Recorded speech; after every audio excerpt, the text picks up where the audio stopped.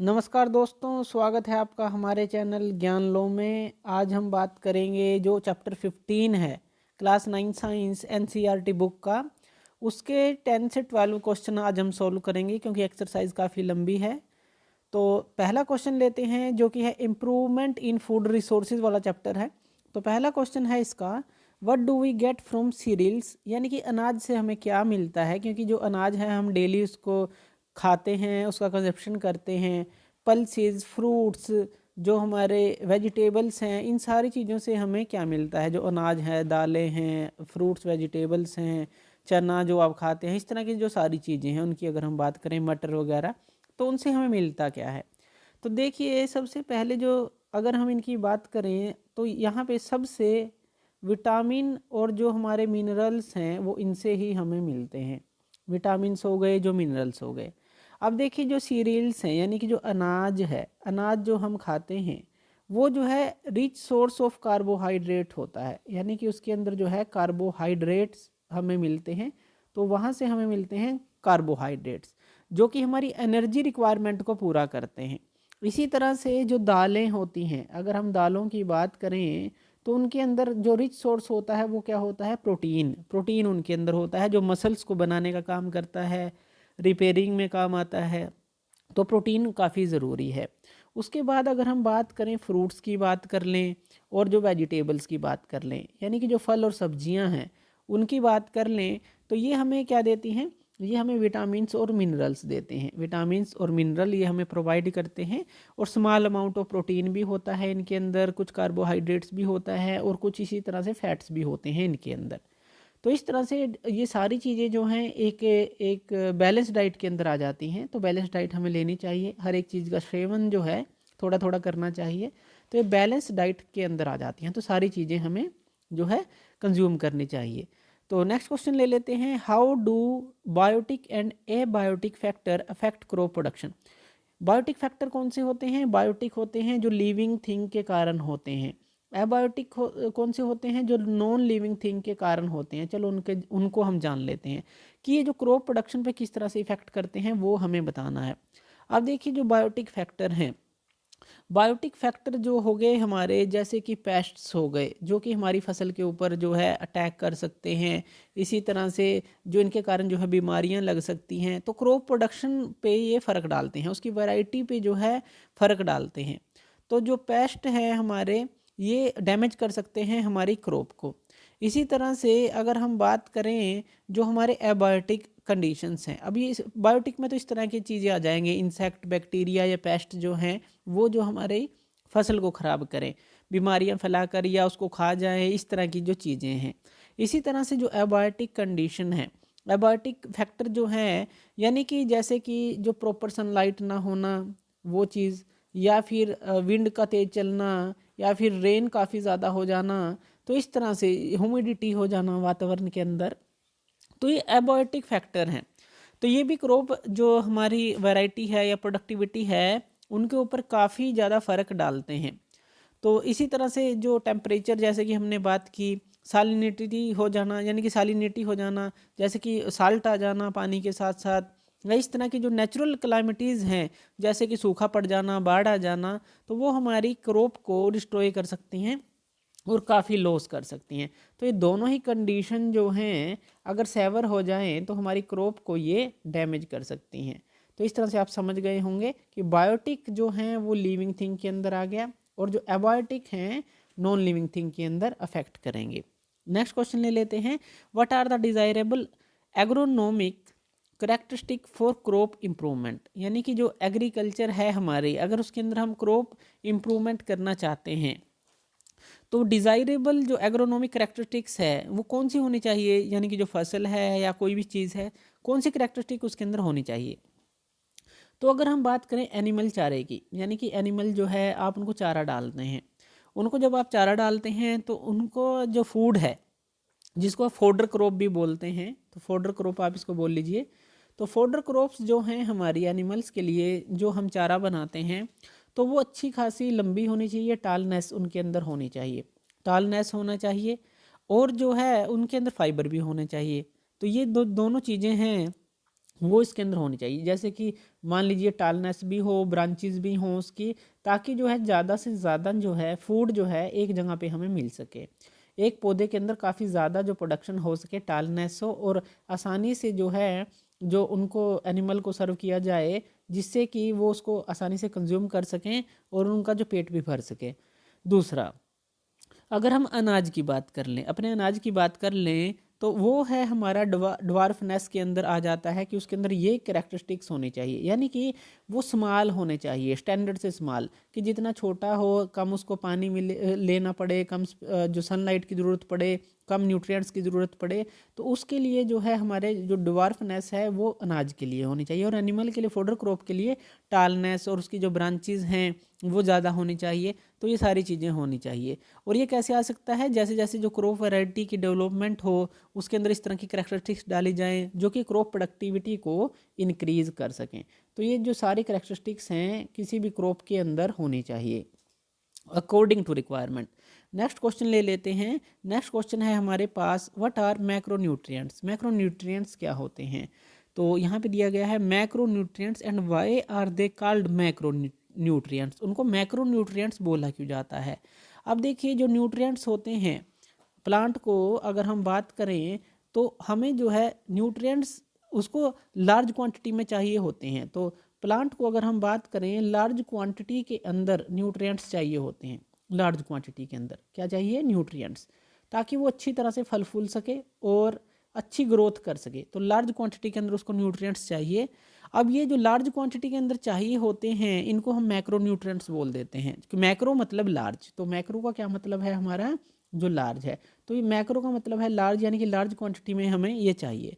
अब ये जो होते हैं हमारे 6 होते हैं मेनली, जो 6 तरह के ये होते हैं, जिसके अंदर हमारा आ जाता है जो नाइट्रोजन है वो आ जाता है, फॉस्फोरस आ जाता है, उसके बाद पोटाशियम आ जाता है, उसके बाद कैल्शियम आ जाता है, उसके बाद मैग्नीशियम आ जाता है, और उसके बाद सल्फ़र आ जाता है। तो मेनली जो है ये जो 6 जो है मैक्रोन्यूट्रिएंट्स होते हैं जो कि पौधों को चाहिए होते हैं। और इनकी अगर डेफिशिएंसी हो जाए तो उनकी जो प्लांट की ग्रोथ है, रिप्रोडक्शन है, या उनके अंदर बीमारी आ जाना, इस तरह का ये कारण बनती है अगर ये मैक्रोन्यूट्रिएंट्स हमें नहीं मिलते। यानी कि जो लार्ज क्वांटिटी में यही उसको कंज्यूम करने हैं और यही ना मिले, तो वो हमारी क्रॉप है अच्छी तरह से ग्रोथ नहीं होगी, या प्लांट जो है ग्रोथ नहीं होंगे। How do plant get nutrients? अब ये क्वेश्चन आता है कि न्यूट्रिएंट वो लेते कैसे हैं। अब देखिए, हमने पहले भी चैप्टर के अंदर बात की थी कि जो न्यूट्रिएंट्स हैं वो 3 जगह से सप्लाई होते हैं, एयर के थ्रू, सोइल के थ्रू और वाटर के थ्रू। यानी कि हवा, पानी और जो मिट्टी है, इन तीनों से सप्लाई होते हैं। अब इनको जो है मेनली जो है 16 तरह के न्यूट्रिएंट्स चाहिए होते हैं, जो हमारे इनको इसेंशियल होते हैं, ज़रूरी होते हैं, जिनमें से 13 तो जो है सोइल ही उनको प्रोवाइड कर देती है, यानी कि मिट्टी ही प्रोवाइड कर देती है। बाकी के जो 3 बचे वो एयर और वाटर से आ जाते हैं। जैसे एयर से अगर हम बात करें, कार्बन डाइऑक्साइड हो गया, या कहीं की कार्बन हो गया, ऑक्सीजन हो गया, इस तरह की चीज़ें आ गई। और अगर हम सोइल से बात करें तो हाइड्रोजन, जो वाटर से बात करें, हाइड्रोजन उसको मिल जाता है। तो इस तरह से जो देखिए ये सारी चीज़ें हैं जो 16 हो जाते हैं पूरे, 13 जो है सोइल ही उनको प्रोवाइड कर देती है। तो सोइल जो है हमारा मेजर न्यूट्रिएंट का सोर्स है प्लांट के लिए। तो यहाँ पे ये आप कह सकते हैं। नेक्स्ट बात कर लेते हैं, compare the use of manure and fertiliser in maintaining soil fertility. Manure और फर्टिलाइज़र का यूज़ क्या होता है सोइल की उपजाऊ क्षमता को बढ़ाने के लिए या मेंटेन रखने के लिए। तो इसके अंदर हमें एक बात समझनी होगी कि मैन्योर और फर्टिलाइज़र है क्या। पहले तो हमें यही जानना होगा, मैन्योर और फर्टिलाइज़र ये दोनों जो हमारी टर्म हैं हमने ली हैं, ये हैं क्या। मैन्योर हमारे ऑर्गेनिक सब्सटेंस होते हैं। ऑर्गेनिक सब्सटेंस यानी कि जिनको बनाया जाता है ऑर्गेनिक वेस्ट से। ऑर्गेनिक वेस्ट हमारा हो गया जैसे कि प्लांट के डिकम्पोजिशन से बना लिया, या फिर जो एनिमल के जो एक्सक्रेटा है, यानी कि जो एनिमल का जैसे कि काऊ है, बुफेलो है, उनके काऊ डंग हो गया, गोबर हो गया, उससे बनाया गया, या पिग का इस तरह से जो हमारा वेस्ट है उससे बनाया गया। तो इस तरह से की चीज़ों को जो है डिकम्पोज किया जाता है, फिर मैन्योर तैयार होता है, यानी कि एक खाद जो है ऑर्गेनिक तरह का खाद होता है। फर्टिलाइज़र को इंडस्ट्री में बनाया जाता है। तो दोनों ही अलग अलग हैं। और जो फर्टिलाइज़र है हमारा वो अलग तरह की चीज़ें जो सोइल को प्रोवाइड करता है, जैसे कि ये नाइट्रोजन, फास्फोरस और पोटेशियम देता है। नाइट्रोजन, फास्फोरस और पोटाशियम ये प्रोवाइड करता है जो मिट्टी को।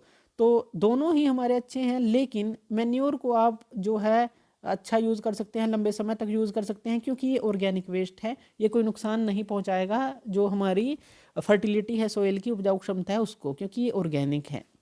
लेकिन फर्टिलाइज़र का ज़्यादा यूज़ जो है सोइल फर्टिलिटी पे इफेक्ट डालता है लंबे समय तक, क्योंकि इसके यूज़ करने से क्या होता है, सोइल के अंदर कुछ माइक्रो ऑर्गेनिज्म होते हैं, जो माइक्रोब्स आप उनको बोल लीजिए, वो जो है किल हो जाते हैं, ये उनको किल करता रहता है आहिस्ता आहिस्ता, तो वो किल हो जाते हैं, जिससे कि वो अपनी उपजाऊ क्षमता को दोबारा से नहीं बना पाता। तो इसलिए फर्टिलाइज़र का ज़्यादा यूज़ हमें नुकसान दे सकता है। मैन्योर जो है बहुत बढ़िया है, ऑर्गेनिक सब्सटेंस है, ऑर्गेनिक मैटर जो है, तो ये जो आप कह सकते हैं कि ये दोनों ही फर्टिलिटी तो बढ़ाते हैं, लेकिन फर्टिलाइज़र का ज़्यादा यूज़ जो है वो क्या है, सोइल फर्टिलिटी को डैमेज कर सकता है। तो अगर हम शॉर्ट टर्म के लिए तो देखें तो ये बेनिफिट दे सकता है, लॉन्ग टर्म में इसका कोई बेनिफिट नहीं है। ये हमारी क्रॉप्स को या कहें कि उनको अच्छी ग्रोथ नहीं मिल पाएगी, और जो आहिस्ता आहिस्ता मिट्टी जो है वो उपजाऊ नहीं रहेगी। तो ये इसका आंसर रहेगा। नेक्स्ट क्वेश्चन ले लेते हैं। Which of the following condition will give the most benefit, कौन सी कंडीशन बेनिफिट देगी और वाई। 3 कंडीशन हमें दी हैं एक किसान के लिए, फार्मर के लिए। तो पहला, farmer use high quality seed, अगर farmer high quality seed use करे लेकिन डू नॉट अडोप्ट इरीगेशन, लेकिन वो उसको पानी ना दे या फिर फर्टिलाइज़र ना दे, तो क्या पहली कंडीशन अच्छी है। दूसरी देख लेते हैं, farmer use ordinary seed, ordinary seed का यूज़ करें, यानी कि सामान्य जो बीज है उसका यूज़ करे, अडोप्ट इरीगेशन, इरीगेशन भी करे, उसके अंदर पानी भी दे और फर्टिलाइज़र का भी यूज़ करे, तो ये दूसरी कंडीशन है। तीसरी condition, farmer use quality seed, अच्छे बीज यूज़ करे, इरिगेशन भी करे, पानी भी दे, फर्टिलाइज़र भी दे, क्रॉप प्रोटेक्शन मेजर्स भी ले, तो कौन सी कंडीशन बढ़िया है। थर्ड कंडीशन सबसे ज़्यादा बेनिफिट देगी। क्यों। पहली कंडीशन के अंदर क्या है, पहली कंडीशन के अंदर देखिए आप पानी ही सप्लाई नहीं कर रहे, पानी के कारण जो है पौधे उभरेंगे ही नहीं, ग्रोथ नहीं होगी। तो जैसे सूखा पड़ जाता है, क्रॉप नहीं होती, तो पानी के बिना तो वो जो है, इरिगेशन के बिना तो वो बिल्कुल ही बेकार हो जाएगी फसल, और फर्टिलाइज़र भी आप जो है नहीं यूज़ कर रहे। तो ये दोनों ही चीज़ें जो हैं ये इसके जो है विपरीत जाती हैं ग्रोथ के। और फार्मर ऑर्डिनरी सीड यूज़ करे, अडोप्ट इरिगेशन करे, फर्टिलाइज़र का यूज़ करे, तो अच्छा है, उसकी फसल होगी, अच्छी होगी। लेकिन अगर उन्हीं की जगह, ऑर्डिनरी सीड की जगह क्वालिटी का सीड यूज़ करे, इरिगेशन करे, पानी भी दे, फर्टिलाइज़र का भी यूज़ करे, और क्रॉप प्रोटेक्शन मेजर्स भी ले, यानी कि जो उसके अंदर वीड्स हैं, इस तरह के पौधे जन्म ले लेते हैं, उनको वो अलग निकाले, वो टाइम टाइम पे उसकी देखभाल करे, कुछ छिड़काव करे, जो वीडीसाइड हैं उसके अंदर वीड्स हो जाएं अगर, यानी कि पौधे इस तरह के खरपतवार हो जाए उसको निकाले, तो ये जो है सबसे अच्छी कंडीशन जो है थर्ड हमारे पास रहेगी अगर हम ग्रोथ के लिए देखें क्रॉप्स की।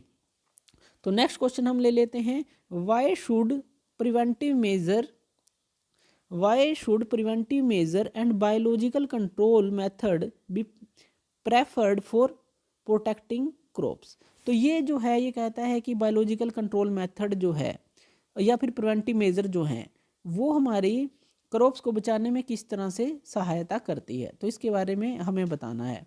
तो देखिए, अगर हम बात करें, हमने बात की थी पहले फर्टिलाइज़र की, अगर हम मतलब कि अगर एक्सेसिव यूज़ के अंदर इसका यूज़ करें तो ये लॉन्ग टाइम के अंदर हमारी सॉइल की फर्टिलिटी को जो है ख़राब कर देती है, सॉइल फर्टिलिटी जो है वो नहीं रहती और वो लॉन्ग टर्म में ख़राब हो जाती है। लंबे समय की बात कर रहे हैं, शॉर्ट टर्म में ये बेनिफिट है, लेकिन लॉन्ग टर्म के अंदर ये जो है उसको ख़राब कर देती है, या फिर प्रॉपर यूज़ ना करना इसका, वो सॉइल फर्टिलिटी को ख़राब कर देती है। तो इसलिए जो है हमें कुछ प्रिवेंटिव मेजर अपनाने चाहिए और बायोलॉजिकल कंट्रोल मेथड जो है अपनाने चाहिए, ताकि जो हम क्रॉप को बचा सकें। फर्टिलाइज़र का यूज़ उसके जो सोइल माइक्रोब्स को ख़त्म कर देता है, जिससे कि अपनी उपजाऊ क्षमता को दोबारा नहीं बना पाती।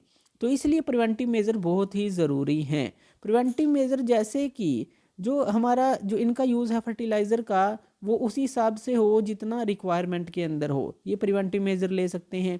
इसी तरह से जो आप इस तरह की वैरायटी, क्रॉप की वैरायटी यूज़ कर सकते हैं, हाइब्रिड वैरायटी यूज़ कर सकते हैं, जिसके अंदर खुद से ही बीमारियों से लड़ने की क्षमता हो, कम पानी ले, कम सनलाइट ले और अच्छी ग्रोथ दे, इस तरह की यूज़ कर सकते हैं। और फर्टिलाइज़र की जगह जो है बायोलॉजिकल कंट्रोल, जो हमारे फर्टिलाइज़र आते हैं, बायो फर्टिलाइज़र उनको बोला जाता है, लेस टॉक्सिक होते हैं फर्टिलाइज़र से, तो बायो फर्टिलाइज़र का भी यूज़ कर सकते हैं। तो उसको क्या बोला जाता है, बायो फर्टिलाइज़र बोला जाता है, तो उसका यूज़ आप कर सकते हैं। तो इनका आप यूज़ कर सकते हैं। और इसी तरह से जो है बहुत तरह की चीज़ें हैं, जैसे कि और भी प्रिवेंटिव मेजर आप ले सकते हैं जो क्रॉप को बचाएं, ताकि जो एनवायरनमेंट है वो उसको हार्म ना कर सके। तो ये सारी जो चीज़ें हैं ये हमें जो क्रॉप की प्रोडक्शन भी बढ़ाती हैं और अच्छी क्रॉप देती हैं हमें। तो नेक्स्ट क्वेश्चन ले लेते हैं, व्हाट फैक्टर में responsible for losses of grains during storage. अब देखिए स्टोरेज करते आपने क्या की, हार्वेस्टिंग कर ली, यानी कि फसल को काट लिया, फिर उसकी स्टोर करने की बारी आई, तो कौन कौन से फैक्टर उस पर अफेक्ट करते हैं। तो बहुत सारे फैक्टर जो है उसके ऊपर इफेक्ट करते हैं। जैसे कि मान लीजिए अगर आपने अच्छी तरह से उसको ड्राई नहीं किया, उसके अंदर मॉइस्चर रह गई, तो उसके अंदर जो है काफ़ी सारे इंसेक्ट उसके ऊपर अटैक कर सकते हैं। उस मॉइस्चर के ऊपर जो फंगी बैक्टीरिया इस तरह के जो चीज़ें आ सकती हैं, जिससे कि फसल हमारी स्टोर हुई हवाई जो है ख़राब हो सकती है। तो एक तो ये कारण हो गया। दूसरा, अगर जहाँ पे आपने स्टोर किया है वहाँ पे जो टेम्परेचर है वो जो है प्रॉपर नहीं है, लैक ऑफ सनलाइट, अगर सनलाइट वहाँ पर अच्छी नहीं है, इन सारी चीज़ों के कारण जो है हमारी जो क्रॉप है वो ख़राब हो सकती है जहाँ पे आप उसको स्टोर कर रहे हैं। तो स्टोर करने के लिए आपको जो है उसको प्रॉपर जो है ड्राई करना चाहिए, सुखाना चाहिए प्रॉपर, उसके अंदर जैसे कि दवाई रखनी चाहिए या नीम के पत्ते रख दिए जाते हैं अगर हम छोटे लेवल पर बात करें, तो इस तरह की चीज़ें रखनी चाहिए ताकि उनके अंदर कोई इंसेक्ट ना लगे, मॉइस्चर ना आए, प्रॉपर ड्राई करके रखें, टेम्परेचर अच्छा रहे वहाँ का।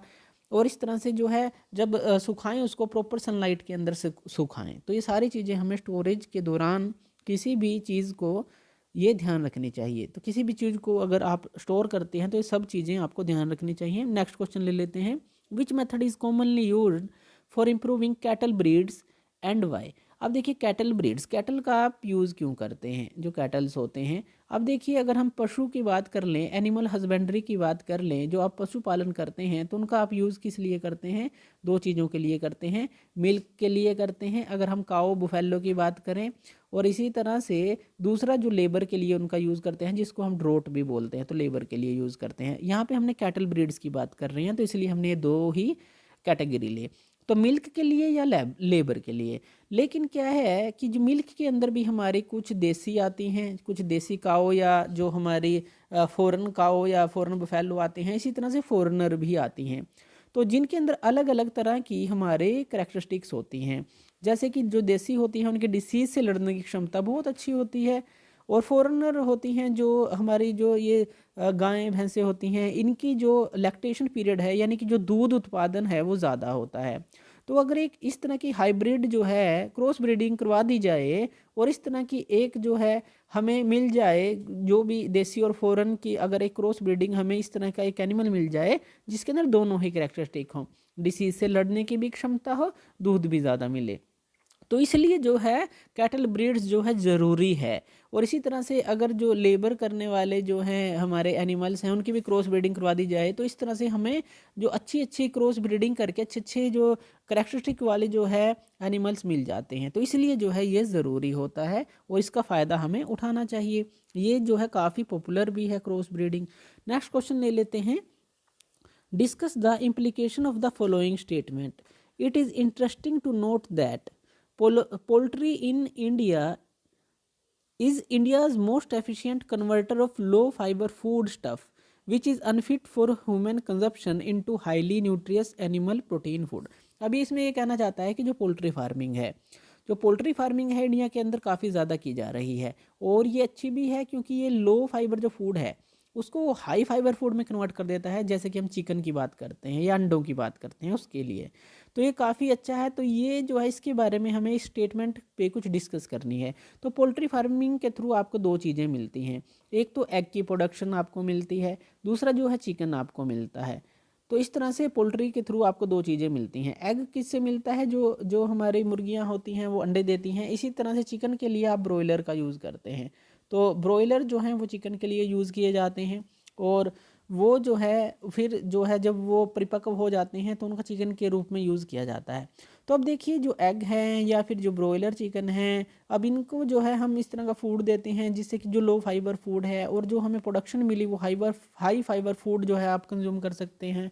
तो इसलिए ये कहा गया है कि it is interesting to note that poultry is India most efficient converter of low fibre food stuff into highly nutritious animal protein food, तो इसलिए कहा गया है। तो इस डिस्कशन के अंदर हम ये लेंगे। तो ये आज हमने कुछ क्वेश्चन लिए जो हमारे चैप्टर 15 के थे, इम्प्रूवमेंट इन फूड रिसोर्सेज के।